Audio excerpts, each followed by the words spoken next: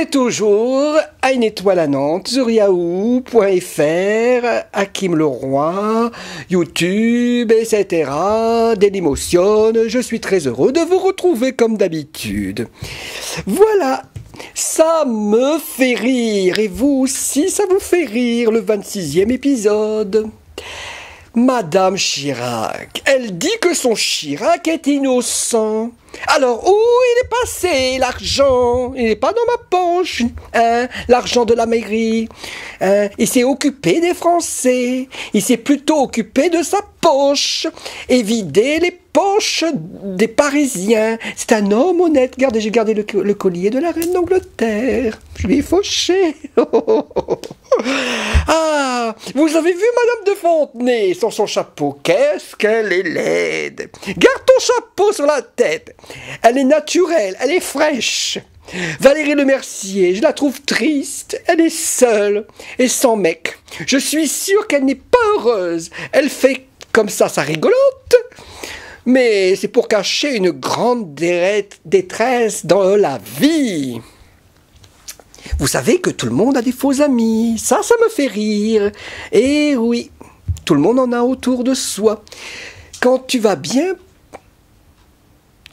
tout va bien plutôt, pour eux, ils oublient très souvent que vous existez dans leur vie. Mais si les problèmes surgissent, ils se rappellent aussitôt de vous et vous demandent votre aide au nom de votre amitié. Comme ils disent, vous redevenez leurs meilleurs amis. Ils peuvent même, s'il y a intérêt, pratiquer sur vous un marquage à la culotte. Les soi-disant amis sont comparables à notre ombre. Ils nous suivent seulement quand le soleil brille. Toujours de retour avec la mère de Fontenay, hein? Ah, nous casse les bonbons avec ces Miss France, hein? Celle en 2008 qui a posé nue, vous avez vu les photos pornographiques, elle est chez les mains écartées. Et puis elle nous a montré toute son intimité. C'est vraiment dégueulasse. Il y avait 500 photos, moi je les ai pas vues. Alors, elle a trompé tout le monde. Elle a signé un contrat qu'elle n'avait jamais posé nue, les jambes écartées. Ça promet une Miss France. Et maintenant elle veut devenir actrice.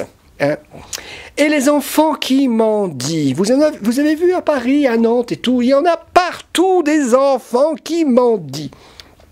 Mais c'est pas des Français, bien sûr, c'est des Roumanos, les Roumanos qui mendient, des enfants Roumanos.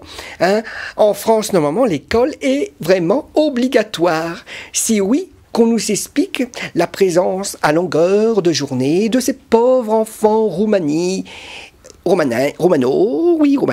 âgés entre 5 et 10 ans, autour de la place. Bon, chez nous à Nantes, c'est la place du commerce. Ce sont généralement des fillettes en âge de scolarité, livrées par leurs parents. À cette misérable besogne, il y a certes une responsabilité parentale, mais l'État ne doit-il pas veiller à la protection de l'enfance?